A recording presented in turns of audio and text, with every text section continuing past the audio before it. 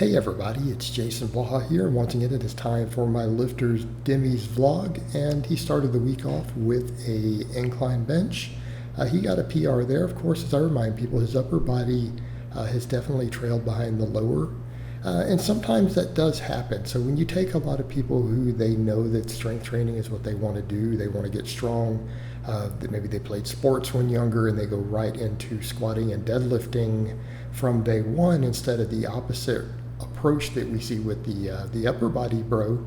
A lot of times it does feel like their lower body is lagging behind, but it's not because they haven't trained it, or that it's mainly because their training time is less on it. In other words, they kind of had a good foundation in the lower body, and in your first year or two in the gym, you may not build a really impressive upper body, right?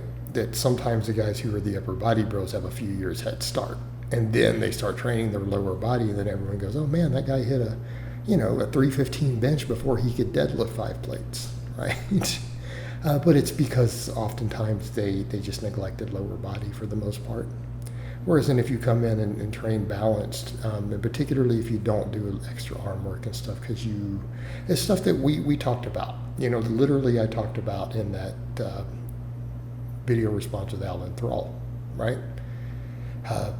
That I just recently did, so you'll see that happen. Whereas, and if they do something more balanced, it'll be more caught up, which is one of the things I did with my first novice program. It has some curls and tricep extensions and stuff in it, to go with the big three, the squat, bench, and deadlift. And I don't think that's a problem, right? Even a lot of my novice lifters who come to me,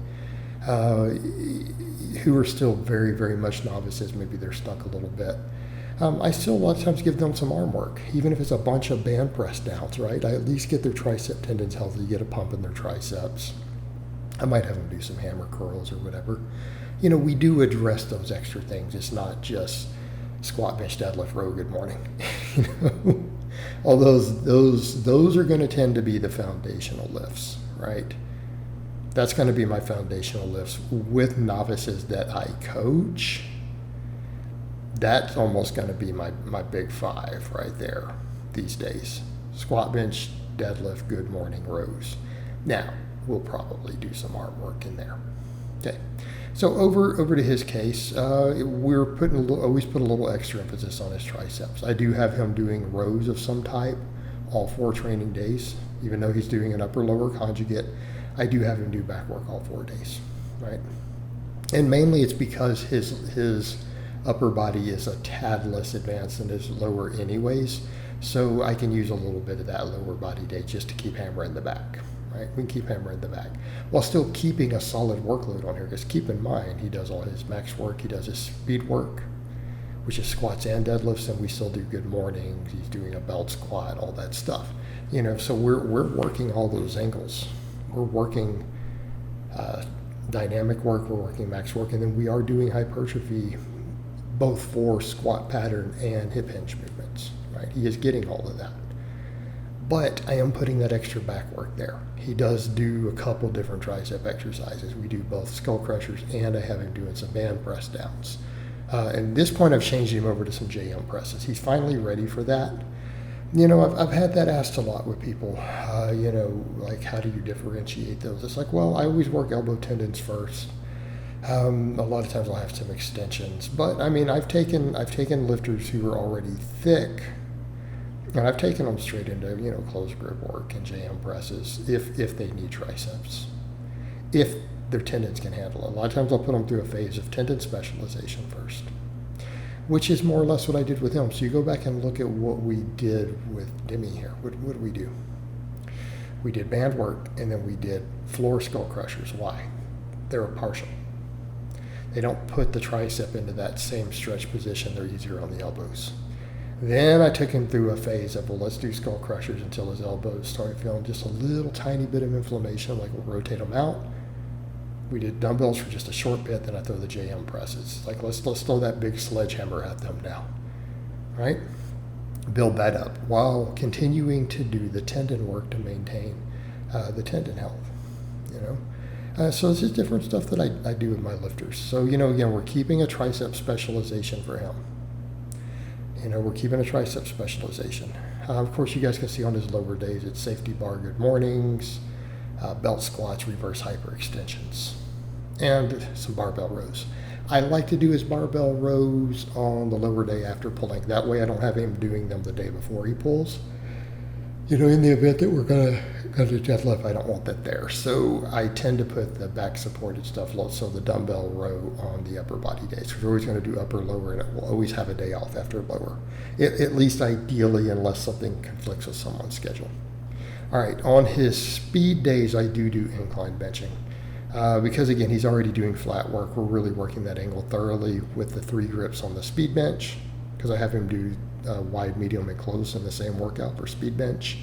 I have him do some incline work. I have him do some incline work. Easier on recovery. It's very good for raw lifters. Like the wide grip incline like this carries over very well to raw lifters. A lot of times people will say, but Dave Tate really loves like the closed grip incline. I know he does, but I lean more in the direction of that because of the shirted benching. But even for a raw bencher, I would say Dave isn't wrong. It's not a bad exercise. It's a pretty good exercise, right? It's how Michelle pretty much does them. They're more comfortable for her with her shoulders too. Keep in mind that wide grip can really create a serious stretch.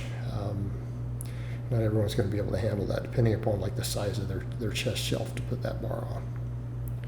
All right, dynamic effort lower day, of course. Speed pulls.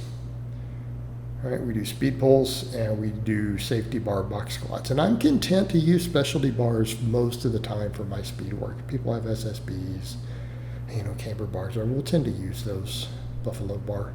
I don't see the point on speed boxes of always putting someone on a straight bar if we have other options. I'm rarely going to do it if we have other options. It's just easier on their shoulders. Why beat their shoulders up, right? Why beat their shoulders up? It's not necessary. He still has set plenty of squat PRs without us doing much back squatting. We just build the muscles, just build the box squat, speed work. And he's 20 kilos up since I've been coaching him on his back squat, right? Pretty straightforward. So again, we have our good mornings here, and then his other stuff is as usual. He's pretty strong on good mornings. Again, always a good sign. Lets me know we've got a solid base there. Of course, his background is in physical therapy. That's what he's doing right now for school and everything. So again, he's at least aware of a lot of this stuff. It helps. And if he's got anything inflamed or bothering him, he can identify exactly where it is for me. And as a coach, that's super helpful. But again, he understands the importance of posterior chain, so he had been training it before he came to me. All right, guys, but that's really all I have to say on that today. I hope it's been informative, and I'll talk to you guys next time.